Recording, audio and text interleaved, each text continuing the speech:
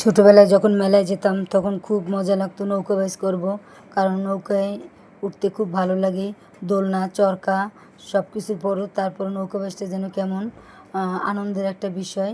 এই যে এ মাথা থেকে ও মাথা, ও মাথা থেকে ও মাথা, কোনো পানি নেই, কোনো কিছু নেই, শুধু কারেন্টে চলে নৌকাটা। আসলে এইটাই হয়েছে সবচেয়ে বড় আনন্দ, সবচেয়ে মজা। এক এক সময় এক একটা গান বেজে ওঠে। সেই ছোটোবেলার চেয়েও এখন আরও ডিজিটাল হয়েছে, এখন আরও অন্যরকম। এখন নৌকা বাইচ অনেক সুন্দর লাগে। এই নৌকায় কে কে চড়েছো বন্ধুরা, তোমরা একটু জানিও।